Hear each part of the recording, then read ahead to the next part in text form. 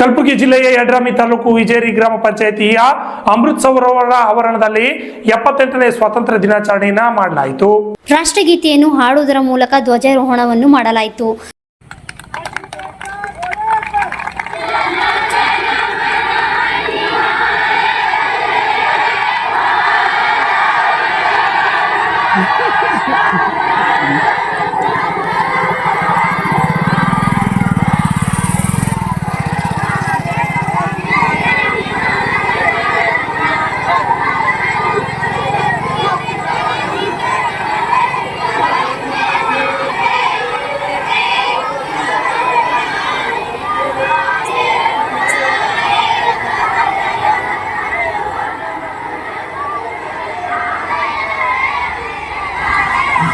ಗ್ರಾಮ ಪಂಚಾಯಿತಿ ಅಭಿವೃದ್ಧಿ ಅಧಿಕಾರಿಯಾಗಿ ನಿವೃತ್ತ ಹೊಂದಿದ ಗಣ್ಯ ಅಧಿಕಾರಿಯೊಬ್ಬರನ್ನು ಸನ್ಮಾನ ಮಾಡಲಾಯಿತು.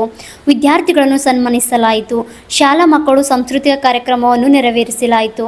ವಿದ್ಯಾರ್ಥಿಗಳು ಭಾಷಣ, ರಂಗೋಲಿ ಸ್ಪರ್ಧೆಯಲ್ಲಿ ಭಾಗಿಯಾಗಿದ್ದರು. ಈ ಸಂದರ್ಭದಲ್ಲಿ ಗ್ರಾಮ ಪಂಚಾಯಿತಿ ಅಭಿವೃದ್ಧಿ ಅಧಿಕಾರಿಗಳು, ಅಧ್ಯಕ್ಷರು, ಉಪಾಧ್ಯಕ್ಷರು, ಕಾರ್ಯದರ್ಶಿಗಳು, ಗ್ರಾಮದ ಸಮಸ್ತ ಸದಸ್ಯರು, ಗ್ರಾಮ ಪಂಚಾಯಿತಿಯ ಸಿಬ್ಬಂದಿಗಳು, ಸ್ವಸಹಾಯದ ಸಂಘದ ಸದಸ್ಯರು, ಶಾಲಾ ಮಕ್ಕಳು, ಗಣ್ಯರು ಉಪಸ್ಥಿತರಿದ್ದರು.